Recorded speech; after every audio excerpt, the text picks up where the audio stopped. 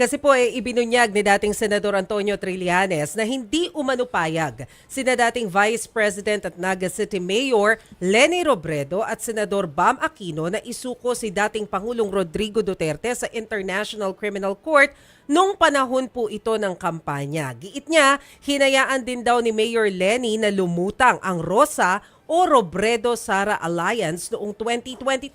Para talakayin po yan, makakausap natin si dating Senador Antonio Trillanes. Senator, magandang gabi po sa inyo. Hi, Senator. Good evening. Ay, sir, baka po nakamute. Hindi po namin kayo naririnig.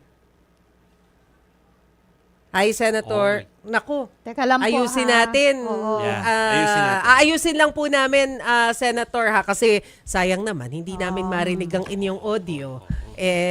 Kanina napanood din natin yung... ayan, Senator. Yes, yes. Ayan, Malinaw malinaw na na po. po. Senator, kanina napanood ko rin po yung inyong panayam sa Storycon, sa One News, and doon nyo nga po nabanggit yung tungkol po dito sa sinabi ni Mayor Leni na di pala siya pabor na dalhin sa ICC etong si FPRRD. I wonder, una po, bakit po hindi ninyo na itanong sa kanya kung bakit po siya tutol dito? And pangalawa, ano raw po yung plano niya kung hindi dadalhin sana sa ICC si FPRRD? Okay, ang konteksto po nito, ito ay naging bunga ng conversation namin doon sa isang podcast, ano? At medyo mahaba yung background niyan. Nailabas ko yan. Kay Senator, kay Christian. Christian. Oo, kay Yes, Christian. yes, kay Christian. Okay. So nailabas ko yan dahil ang issue is kung si VP Leni daw yung nanalo noong 2022 ay pananagutin ba ang mga Duterte? Ang sinabi ko, hindi nila pananagutin kasi sinabi sa akin mismo nito nila VP Leni at ni Bam Aquino, who was then the campaign manager ni VP Leni, na hindi nila ite-turn over si Duterte sa ICC kasi hindi sila naniniwala sa jurisdiction ng ICC. So yun daw magiging foreign policy position nila.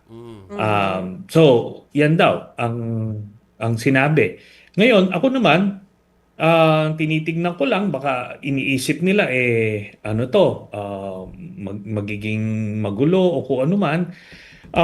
Pero pinagdikit-dikit ko na yung mga circumstances na yun nga, yung Robredo-Sara coalition nung 2022 ay hinahayaan nila, no? At in fact, pinayagan nilang manaig yun doon sa rally namin sa Pangasinan. Wherein physically hindi nila pinaakyat sa entablado si VP candidate Kiko Pangilinan noong time na yon.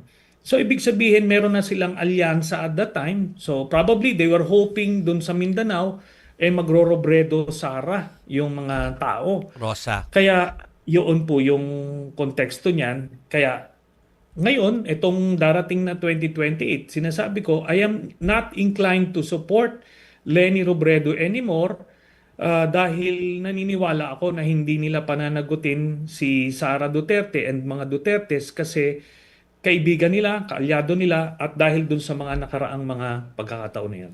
Pero Alam ko sir, may follow-up si Mase tungkol doon sa mga sinabi mo, Senator Trillanes. So, pero singitan ko lang kasi baka makalimutan natin na yun nga, sa Pangasinan hindi pinapanik o pinaakit ng stage si Senator Kiko.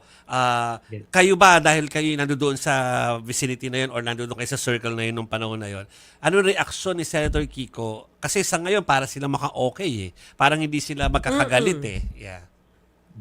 Siyempre, dismayado sila, no? Si Senator Kiko. Kaso siyempre, team player siya. So, ano sila, kumbaga,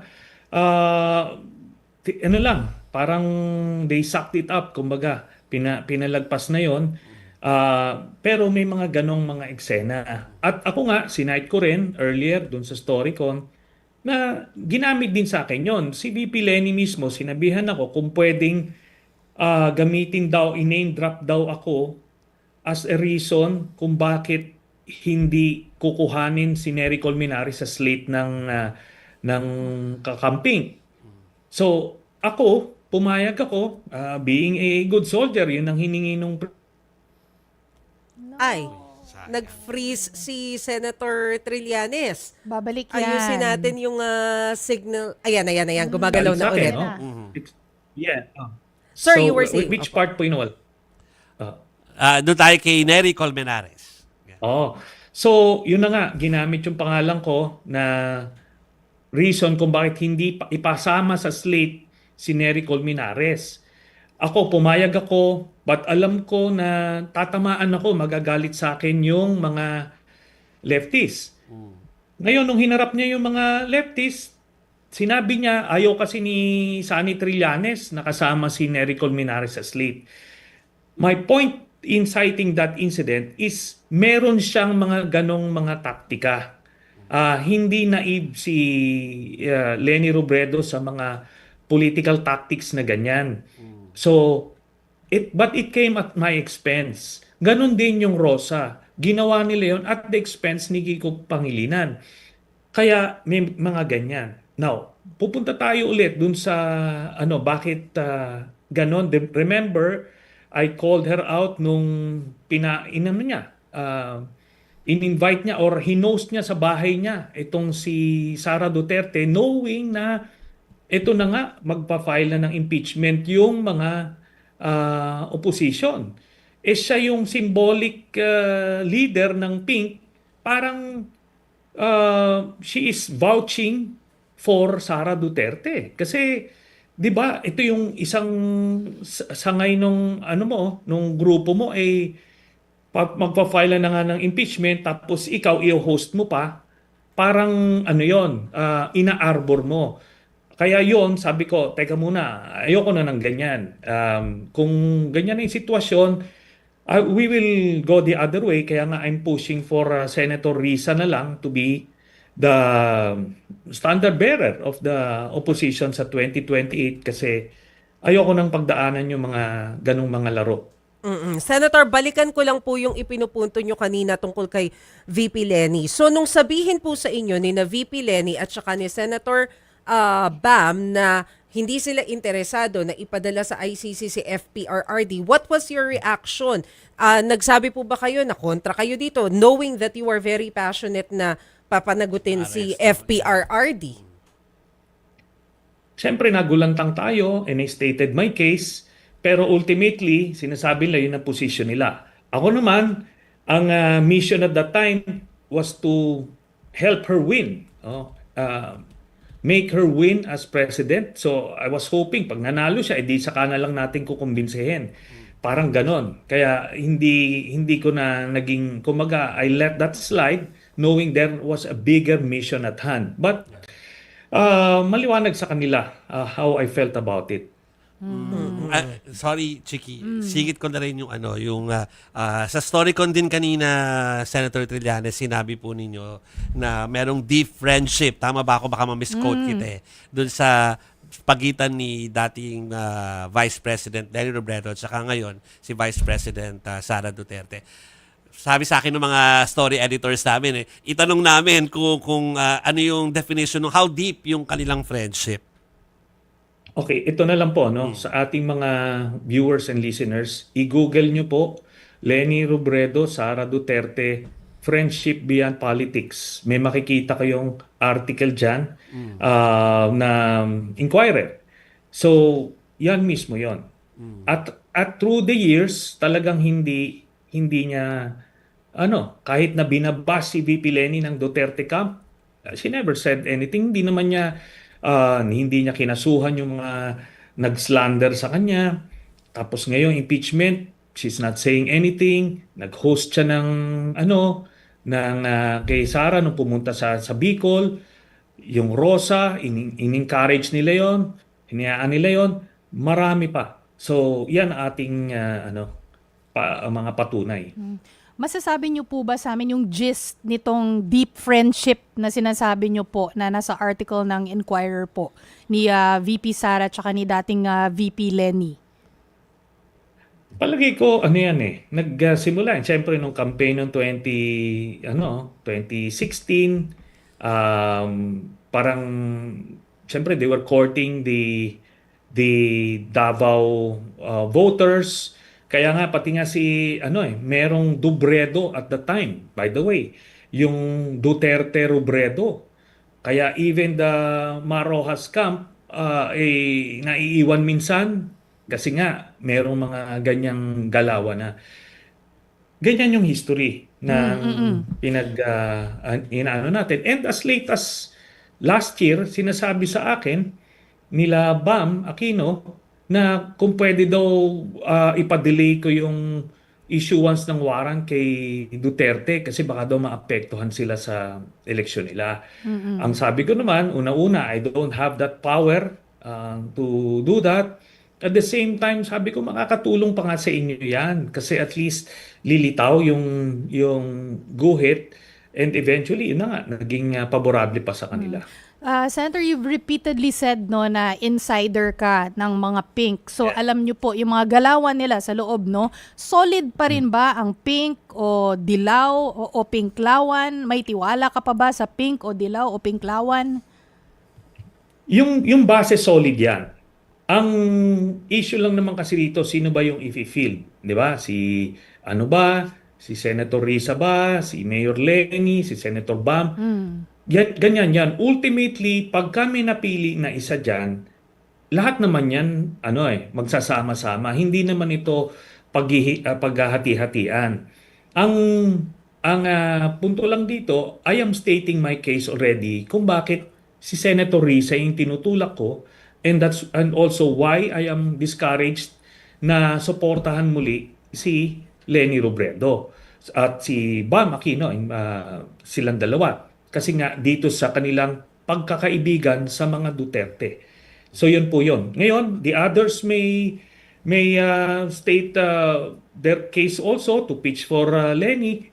Ultimately, kung sino yung mapipili sa kanila, magsasama-sama yan. Hindi ho naman maghihiwa-hiwala yan.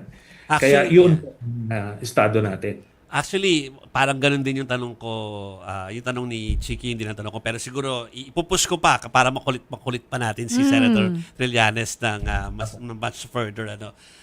Kasi alam natin kapag politika, numbers game at saka addition dapat. So sa ganitong mga pronouncements, hindi ba parang magkakawatak-watak imbis na magkaroon ng isang solido na numero para dun sa oposisyon? Gaya po ng nasabi ko, hindi po magkakawatak-watak kasi for example, ultimately si Senator Risa yung mapagkasunduan na siya ang tatakbo, tapos si VP Lenny ay hindi na siya tatakbo. Ultimately, suportahan din niya, i-endorse din niya si Senator Risa. Ganyan po yan. And vice versa. So, suportahan din naman ni Senator Risa si VP Lenny kung siya ang mapipili. So, solid po yung base ng Pink. Pero ang problema dito isang naging issue pa natin kay VP Lenny ay yung pagiging indecisive niya, yung pagbabacillate niya. Nakita nyo, wala siyang posisyon sa kahit na anong issue, tapos susulpot na lang by 2027, tapos magpaparamdam yung mga supporters niya. By then it's too late. Hindi naman pwede yon. Sabi ko nga noong 2022, when she declared her candidacy nung week ng filing, I found that very irresponsible for her na hindi mo naman pinaghandaan man lang yung pagtakbo ng presidente, napakalaking responsibilidad, napakalaking trabaho niyan, ni hindi mo pinaghandaan, nag-last minute decision ka.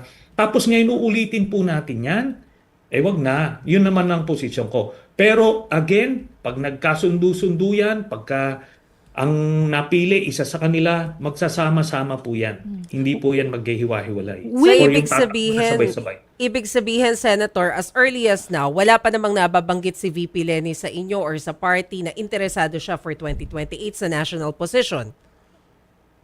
Nagpapahapyaw yung mga supporters niya.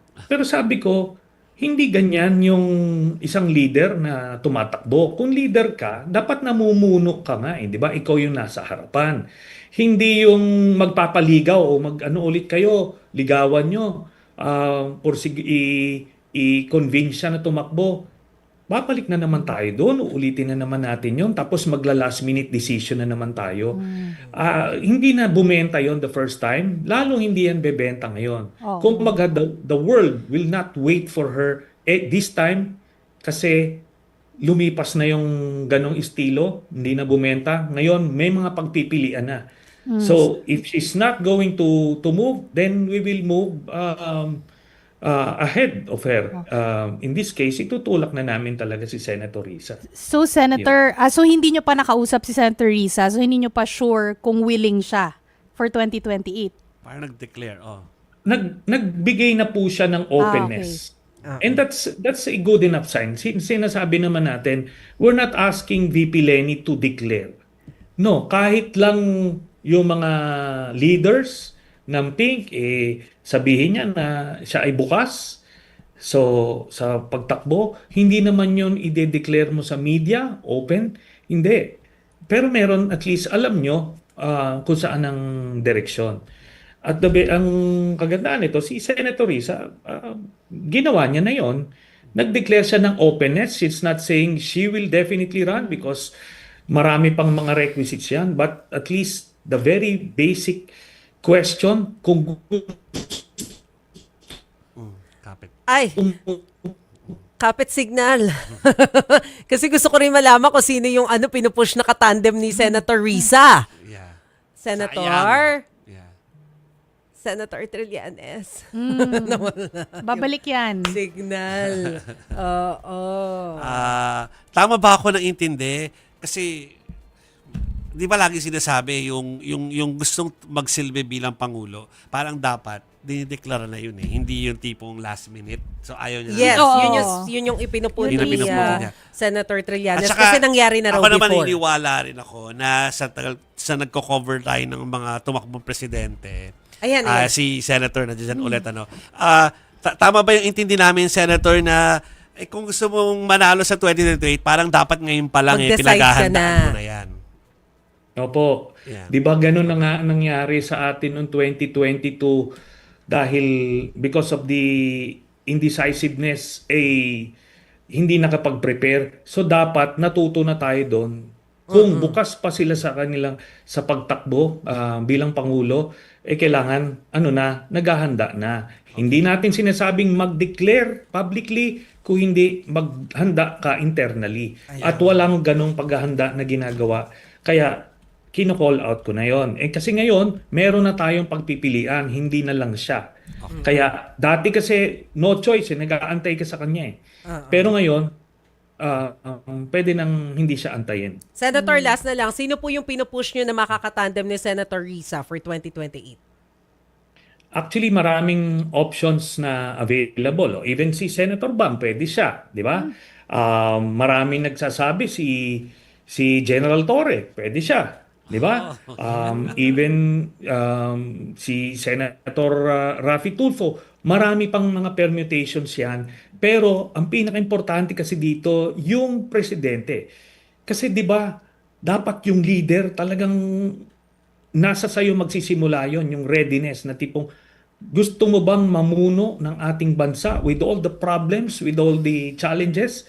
Kailangan buo ang loob mo to answer that question. Yes, hindi pwedeng itutulak ka ng mga tao kasi yung mga ganong mga pa-cute na style of politics hindi na nga bumenta Tsaka it's unfair to the people na pinipilit ka pa na maging leader nila. Iyon. Okay. Okay. Sige po. Senator Trillanes, marami pong salamat. Senator, Yes. may pahabol ka? magpapagreet lang si Doc Tony, magpapagreet, super big fan nyo po. Ay, kumusta po kayo? Kala Dr. ko, Tony? babatiin niya si Senator Trillanes ng Oo. advance Happy Ay, birthday! advance happy birthday din po. Ah. For Oo, pala. tomorrow. Advance happy Oo. birthday, Thank you, Senator. ma'am. Ayan. Thank you, sir. Thank you, Senator. Thank you. Thank you, Salamat po. Senator.